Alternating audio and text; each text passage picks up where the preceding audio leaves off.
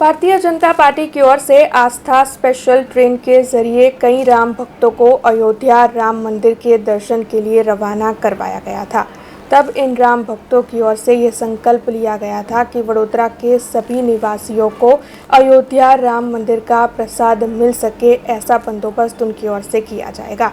उसी के मद्देनजर भारतीय जनता पार्टी की ओर से कल वडोदरा में कई जगहों पर अयोध्या राम मंदिर के प्रसाद वितरण का कार्यक्रम आयोजित करवाया गया था। खंडेराव मार्केट चौराहे पर आयोजित इस कार्यक्रम में शहर भाजपा अध्यक्ष डॉक्टर विजय शाह, गुजरात विधानसभा के मुख्य दंडक बालकृष्ण शुक्ला, विधायक चैतन्य देसाई और साथ ही भारतीय जनता पार्टी के अन्य कई अग्रणी और हुद्देदार मौजूद रहे थे।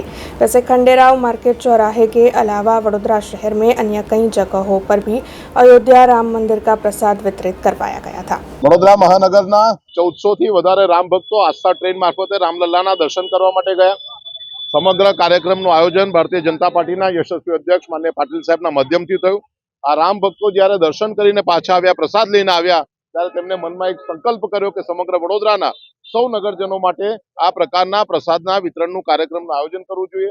વડોદરા શહેરમાં અયોધ્યાના દર્શનની જવાબદારી જેને સોંપવામાં આવી છે એવા મેહુલભાઈ લાખાણી, રાજેશભાઈ આયરે અને વિકાસભાઈ દુબે એમના માધ્યમથી સમગ્ર વડોદરા શહેરમાં 19 ઇલેક્શન વોર્ડમાં 100 થી વધારે સ્થળ ઉપર 51,000 કરતા પણ વધારે લાડુનું વિતરણ, જેમાં 1,000 કિલો લાડુ આની વ્યવસ્થા કરવામાં આવી છે। અને આજે સાંજે એટલે કે 25મી ફેબ્રુઆરીએ સાંજે 6 કલાકે આ કાર્યક્રમનું સંપૂર્ણ આયોજન એ ત્રણેયના માર્ગદર્શન નીચે કરવામાં આવ્યું છે।